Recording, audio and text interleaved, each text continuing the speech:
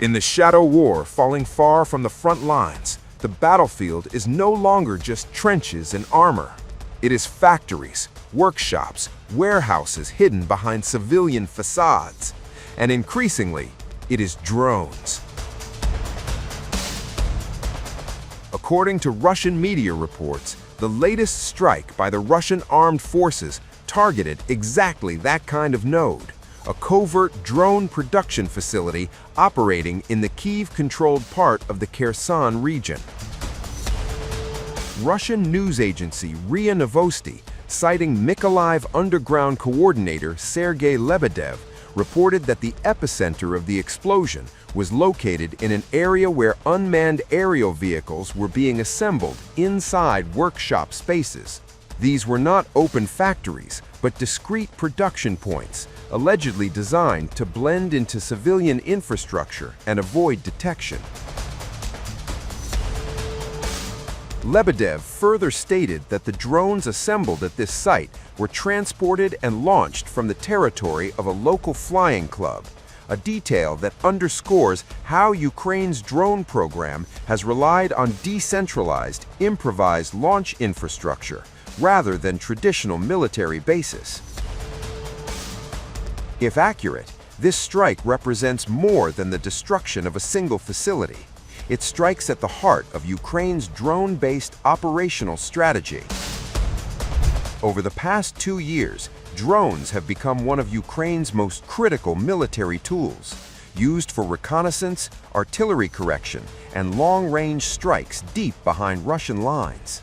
Unlike conventional weapon systems, drones depend on a continuous cycle of production, assembly, testing, and deployment. Disrupt any link in that chain, and the operational tempo slows dramatically. By targeting assembly points rather than just launch sites, Russia aims to choke this cycle at its most vulnerable stage.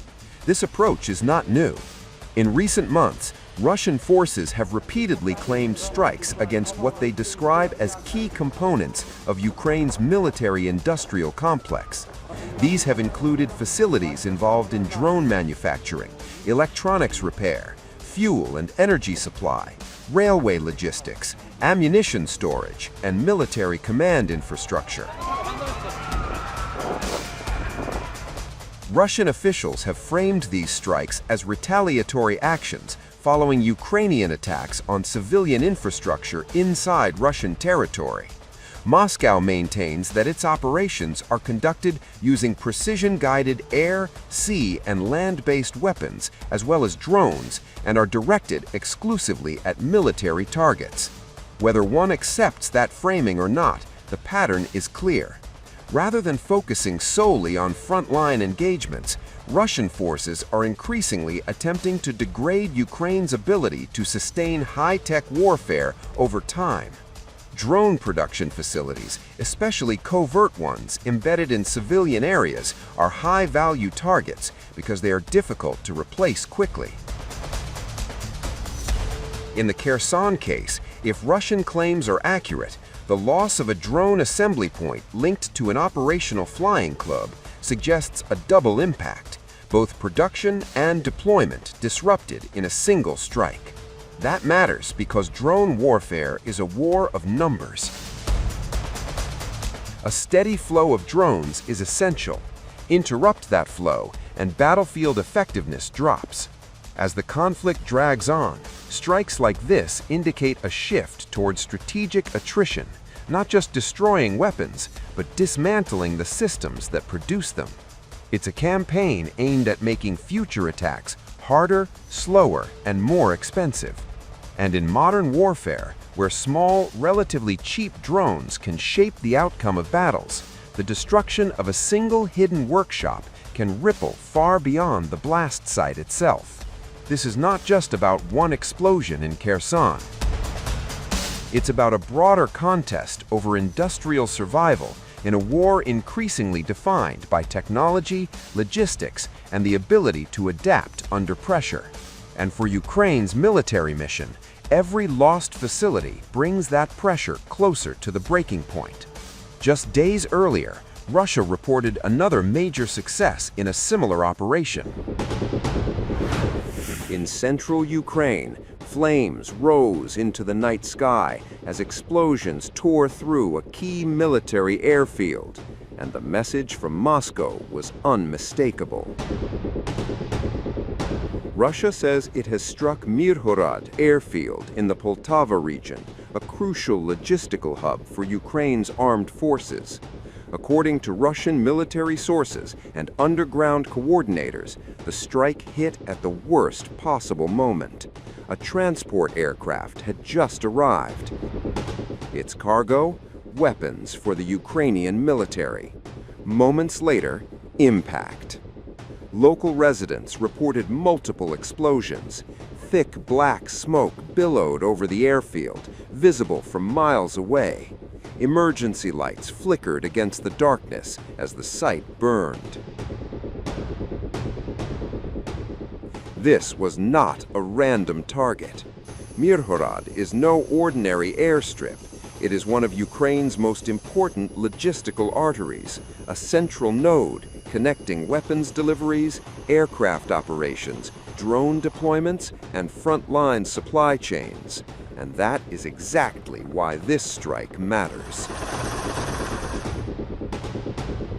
According to Sergei Lebedev, a pro-Russian underground in Mykolaiv, the airfield functions as a landing site for military transport planes, a temporary storage point for weapons and components, and a backup base for tactical aircraft and drones.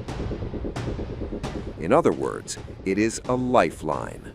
Smash the airfield, and you choke the flow. Military analysts have long warned that Ukraine's ability to fight depends not only on troops at the front, but on the infrastructure behind them. Runways, depots, fuel lines, and repair hubs that keep the war machine alive. Take those out, and the front begins to starve. Russian officials say the strike was precise, part of a broader campaign targeting military infrastructure after what Moscow describes as Ukrainian attacks on civilian targets. Air, sea, and land-launched precision weapons, along with drones, are now being used to systematically hit what Russia calls the backbone of Ukraine's military-industrial complex. And Mirharad sits squarely in that crosshairs. The implications are severe. Without functioning airfields, Ukraine faces delayed weapons deliveries, grounded aircraft, disrupted drone operations, and longer repair times. Planes have fewer places to land, cargo must be rerouted, supply chains stretch, and eventually snap. And this strike did not happen in isolation. It comes as Russian forces continue to press their advantage on multiple fronts, tightening pressure, exhausting defenses, and forcing Ukraine to fight harder just to hold ground.